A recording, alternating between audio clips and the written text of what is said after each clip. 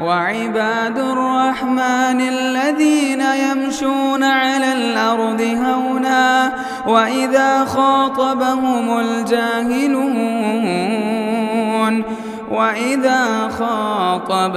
الجاهلون قالوا سلاما. الحمد لله رب العالمين والصلاة والسلام على أشرف الأنبياء والمرسلين وعلى آله وأصحابه أجمعين وعلى من تبعهم بإحسان إلى يوم الدين. أعوذ بالله من الشيطان الرجيم. بسم الله الرحمن الرحيم. إذا جاء نصر الله والفتح ورأيت الناس يدخلون في دين الله أفواجا فسبح بحمد ربك واستغفر إنه كان توابا.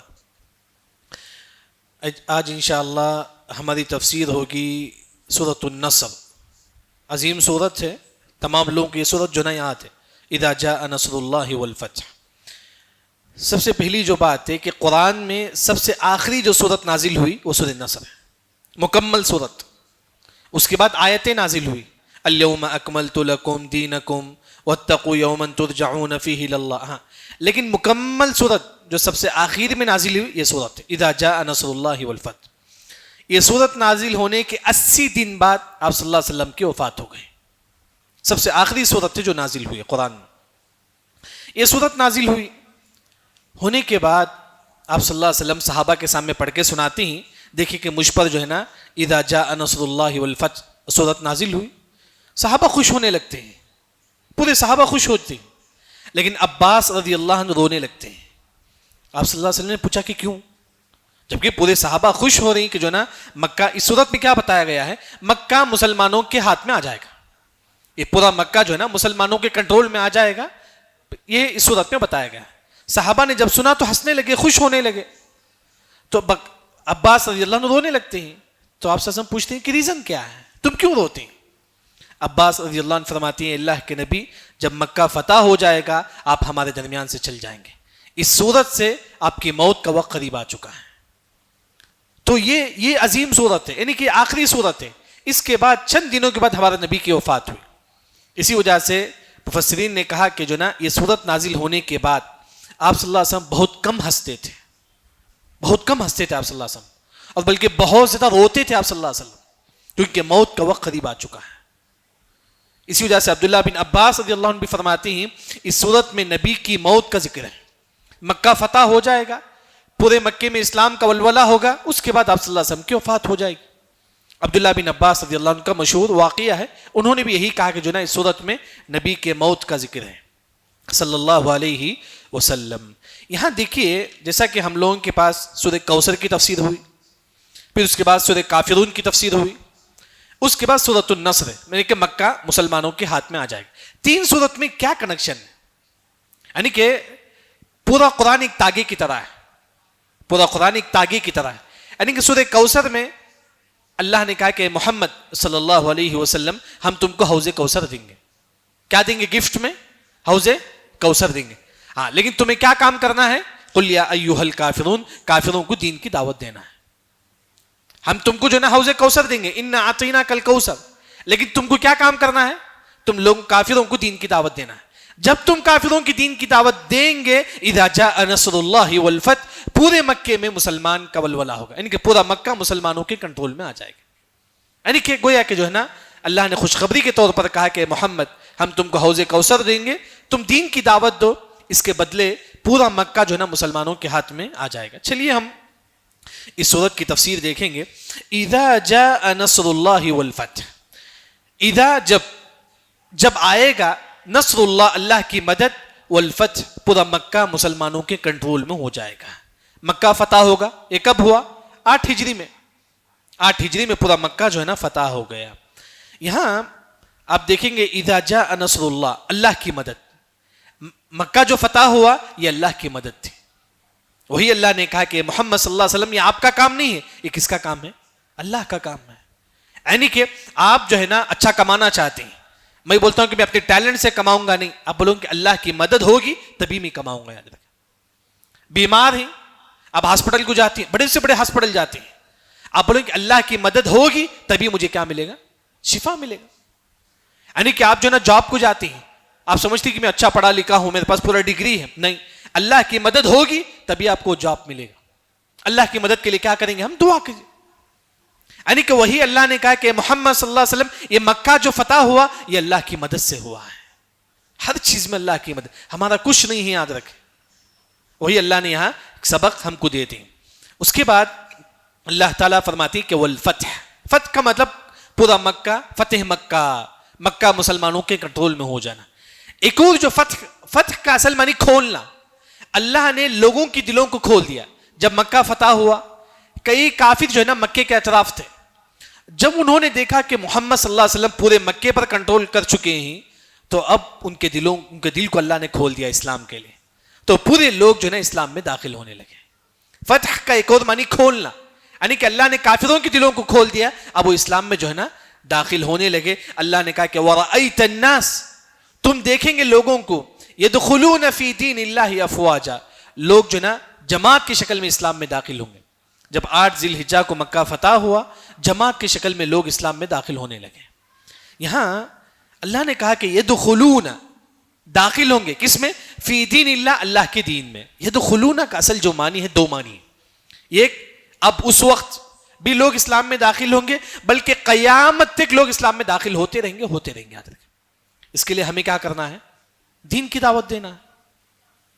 یعنی کہ ایک ہوتا ہے کہ عالم دین کی دعوت دیتا ہے، اس کے علاوہ جو بھی انسان اپنی حیثیت کے مطابق آپ دین کی دعوت دو. آپ جو ہے نا مثال طور پر جو ہے نا بزنس کرتے ہیں، کوئی پارٹی آپ کے پاس آتا ہے، وہ کافر ہے، معلوم ہے کہ تلگو ہے، یہاں کی جو زبان ہے، تلگو زبان میں قرآن جو ہے نا اسے دے دیجیے آپ، 300-400 روپے ہے بس. یعنی کہ ہر انسان اپنے فیلڈ میں رکھ کر دین کی دعوت کرے، یہ ہر انسان کی ذمہ داری ہے. اللہ نے کہا کہ کنتم خیر امۃ اخرجت للناس تأمرون بالمعروف، یہ ہر مسلمان کی ذمہ داری ہے ہم دین کی دعوت دیں. کئی ایسے لوگ ہوں گے آپ کے بزنس پارٹنر کافر ہوں گے، آپ ان کو قرآن گفٹ میں دیجئے. یعنی کہ وہی اللہ نے کہا کہ يدخلون، اب بھی لوگ دین میں داخل ہوں گے، بلکہ قیامت تک لوگ دین میں داخل ہوتے رہیں گے. یہاں اللہ نے کہا کہ تم اللہ کے دین میں داخل ہو جاؤ. اسے سمجھنے کے لیے ہم مسجد میں داخل ہو گئے، گویا کہ پورا کا پورا ہم کہاں داخل ہو گئے؟ مسجد میں داخل ہو گئے. اس طرح ہم پورے کے پورے اسلام میں داخل ہو جاؤ. آدھا نہیں کہ تھوڑا تھوڑا نہیں، کبھی حرام بھی کھائے، سود بھی کھائے، نہیں، مکمل طور پر اب اسلام میں داخل ہو جاؤ. اللہ نے کہا کہ ادخلوا فی السلم کافہ، اے لوگو تم پورا کا پورا اسلام میں داخل ہو جاؤ، تھوڑا تھوڑا نہیں، پورا کا پورا جو ہے اسلام میں داخل ہو. ہاں غلطی ہو جاتی ہے، توبہ کر لو، غلطی ہوتی ہے توبہ کرو. اللہ نے کہا کہ والذین جاہدوا فینا لنہدینہم سبلنا، نہیں ہوتا ہے، غلطی ہوتا ہے، کبھی گڑبڑ ہوتا ہے، لیکن پھر اسلام میں جو ہے نا داخل ہو جاؤ. یعنی کہ اللہ نے کہا کہ 100% تم اسلام میں داخل ہو جاؤ. يدخلون فی دین اللہ افواجا، جماعت کی شکل میں. جب 8 ذی الحجہ کو مکہ فتح ہوا، جماعت کی شکل میں، یعنی کہ ہزار لوگ آ کے نبی کے سامنے کلمہ پڑھنے لگے. یعنی کہ پورا مکہ اسلام سے جو ہے نا گونجنے لگا، پورا مکہ لوگ جو ہے نا اسلام میں داخل ہونے لگے. جب آپ صلی اللہ علیہ وسلم یہ منظر دیکھتے ہیں تو خوشی کا موسم ہے، اس سے بڑی خوشی نہیں ہے دنیا میں. اہل علم نے کہا کہ مکے میں جب لوگ آئے اسلام قبول کرنے کے لیے، پورا مکہ جو ہے نا خوشی سے جو ہے نا جھوم اٹھا. اس وقت اللہ نے کہا کہ فسبح بحمد ربک واستغفر، اے محمد صلی اللہ علیہ وسلم ایسے وقت آپ 3 کام کرو، کیونکہ مکہ مسلمانوں کے کنٹرول میں آ چکا ہے. اب تم کو 3 کام کرنا ہے. پہلا کام کیا ہے؟ فسبح، اللہ کی تسبیح تم بیان کرو. دوسرا بحمد ربک، الحمدللہ پڑھو، سبحان اللہ، الحمدللہ. تیسرا واستغفر، استغفر اللہ پڑھو. 3 کام اللہ نے حکم دیا. یعنی کہ جب آپ صلی اللہ علیہ وسلم دیکھتے ہیں کہ مکہ فتح ہو گیا تو اللہ نے 3 کام کا حکم دیتا ہے. اس سے میرے اور آپ کے لیے سبق ہے. اللہ نے آپ کو کوئی نعمت اللہ نے آپ کو دی ہے، آپ 3 کام کرو. ایک ہے سبحان اللہ، دوسرا الحمدللہ، تیسرا استغفر اللہ. یہ 3 کام کرنا چاہیے. خوشی کے موسم، اللہ نے اولاد دی ہے، پڑھو سبحان اللہ، الحمدللہ، استغفر اللہ. خوشی کے موسم میں، جیسے کہ آپ پھرنے کے لیے جاتے ہیں، ٹور وغیرہ جاتے ہیں، تب بھی آپ پڑھو سبحان اللہ، الحمدللہ، استغفر اللہ. یعنی کہ جب صحابہ خوش ہونے لگے، ایسے وقت اللہ نے تسبیح کا حکم دیتی. دیکھیے فسبح، اے نبی تم تسبیح گنو. ہم پڑھتے ہیں کہ تسبیح کیا معنی ہے تسبیح کا؟ اصل معنی کیا ہے تسبیح کا؟ یعنی کہ تسبیح کا اصل معنی اللہ ہر عیب سے پاک ہے. مثال کے طور پر ہم ہر چیز دیکھ سکتے ہیں، مسجد سے باہر کیا ہے ہم دیکھ سکتے ہیں؟ نہیں، اللہ ہر چیز دیکھتا ہے. کالی رات میں، کالی چونٹی، کالی چٹان میں جو چلتی ہے، اللہ اس کی آواز کو بھی اللہ تعالیٰ سنتا ہے، اس چونٹی کو بھی اللہ تعالیٰ دیکھتا ہے. ہماری دیکھنے میں عیب ہے لیکن اللہ کے دیکھنے میں عیب نہیں. ہم ہر چیز سن سکتے ہیں لیکن اللہ تعالیٰ ہر چیز سنتا ہے. فسبح کا مطلب اللہ ہر عیب سے پاک ہے. ہم کو موت آتی ہے لیکن اللہ کو موت نہیں آتی. فسبح، جب ہم پڑھتے ہیں کہ سبحان اللہ، نماز کے بعد بھی ذکر ہے نا سبحان اللہ، وہ پڑھتے وقت ہمارے دل و دماغ میں اس کا معنی ہونا چاہیے. یاد رکھیں، جب آپ پڑھیں گے سبحان اللہ، اللہ ہر عیب سے پاک ہے، ہمارے اندر عیب ہے، اللہ کے اندر عیب، یہ معنی سمجھ کے پڑھیے. اس کے بعد اللہ نے کہا کہ بحمدی، فسبح بی، یعنی کہ بی کا لفظ ہے. بی کا یہاں جو معنی ہے ساتھ، سبحان اللہ کے ساتھ تم کیا پڑھو؟ حمد، اللہ کی تسبیح، حمد بیان کرو. سبحان اللہ کے ساتھ الحمدللہ پڑھو، یہی اصل ہے. سبحان اللہ الحمدللہ، سبحان اللہ الحمدللہ، دونوں چیز ہونا چاہیے. سبحان اللہ کے ساتھ الحمدللہ. اچھا، حمد کس کی بیان کرے؟ ربک، تمہارے رب کی. قرآن میں آپ کہیں بھی آپ دیکھیے حمد کے ساتھ رب کا ذکر ہے. حمد کے ساتھ، حمد کا معنی کیا ہے؟ تعریف. رب کا معنی کیا ہے؟ آپ کو پالنے والا، آپ کو رزق دینے والا، آپ کو صحت دینے والا، آپ کو مال دینے والا. اسے بولتی ہیں کہ رب. باپ کو بھی رب بولتی ہے عربی زبان میں. کیوں؟ آپ کی تربیت کرتا ہے، بچوں کی تربیت کرتا ہے، اس وجہ سے باپ کو بھی رب بولتی ہے. یعنی کہ رب کا معنی اللہ تعالیٰ جو آپ کو ہر چیز دینے والا. تو ہم کس کی تعریف بیان کریں گے؟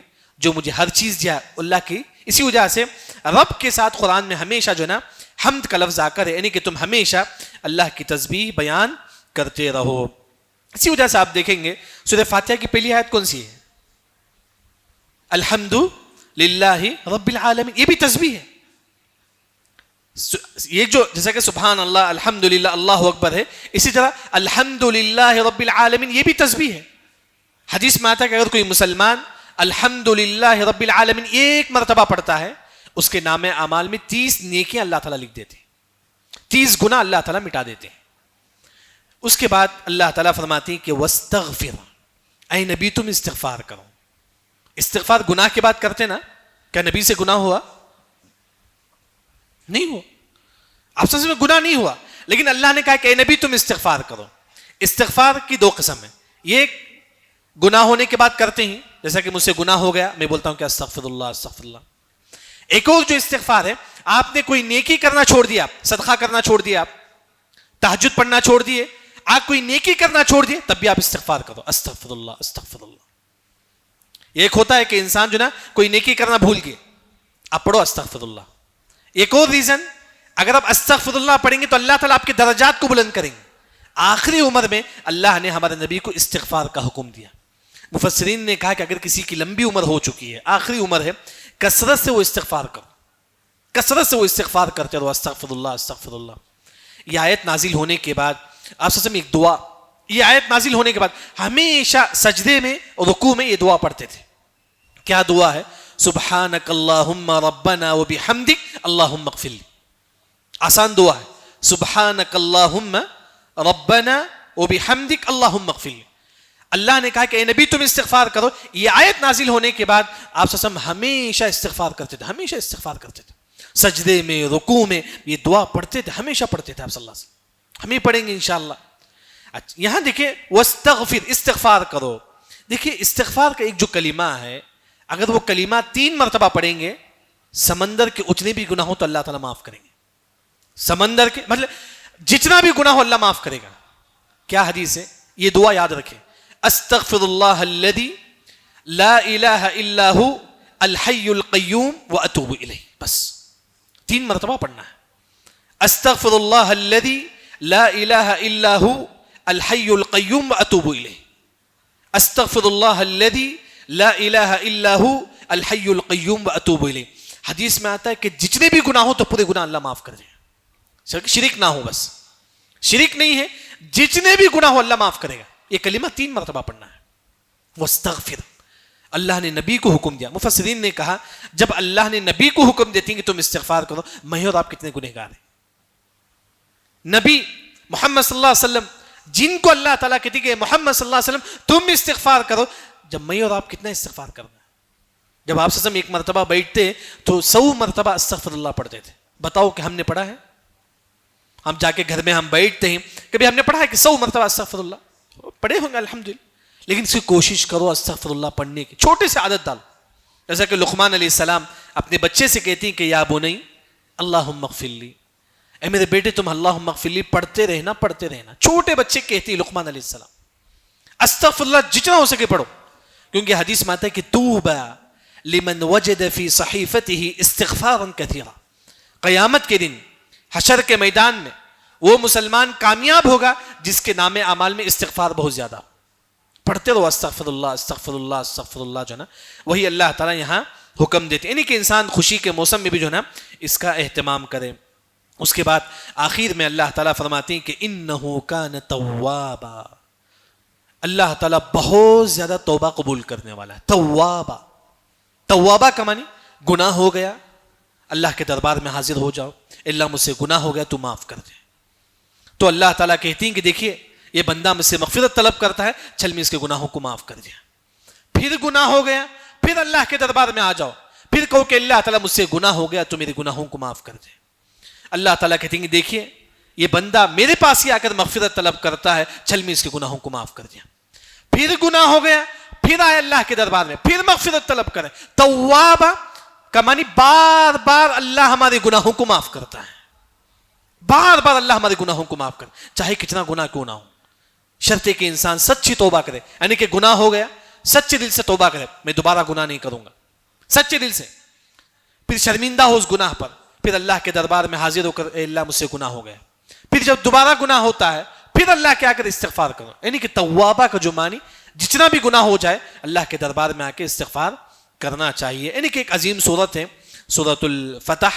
اس صورت میں جو بات بتائی گئی ہے کہ جو ہے نا مکہ جو ہے نا مسلمانوں کے کنٹرول میں آ جائے گا. جب مکہ پورا جیسا کہ معلوم ہے کہ کعبۃ اللہ میں بت تھا, اس کے بعد آپ صلی اللہ علیہ وسلم جو ہے نا کعبۃ اللہ کے اندر جو بت تھا پورے بت نکال دیتے ہیں. اس کے بعد آپ صلی اللہ علیہ وسلم جو ہے نا پورے مکے پر جو ہے نا حکومت کرتے ہیں. پھر اس کے بعد آپ صلی اللہ علیہ وسلم کو اللہ تعالیٰ یہ حکم دیتے ہیں اے محمد صلی اللہ علیہ وسلم اب تم جو ہے نا اللہ کی تسبیح بیان کرو اور اللہ کی تحمید یعنی کہ الحمدللہ پڑھو, پھر جو ہے نا استغفر اللہ پڑھو. ساتھ میں اللہ نے یہ بھی کہا کہ اللہ تعالیٰ بہت زیادہ توبہ قبول کرنے والا ہے. اللہ سے دعا ہے کہ اللہ تعالیٰ ہم تمام کو صحیح دین سمجھ کر عمل کرنے کی توفیق عطا فرما. سبحانک اللہم بحمدک اشہد ان لا الہ الا انت استغفرک و اتوب الیک. مسجد عباد الرحمن کے پلیٹ فارم سے ہونے والی دعوت و تبلیغ کے مشن کو آگے بڑھانے میں ہمارا بھرپور ساتھ دیں. علم و عمل سے ناطہ جوڑنے کے لیے اہل علم سے جڑیں. مسجد عباد الرحمن کے یوٹیوب چینل کو سبسکرائب کریں اور آگے شیئر کرنا ہرگز نہ بھولیں. فجزاکم اللہ خیر.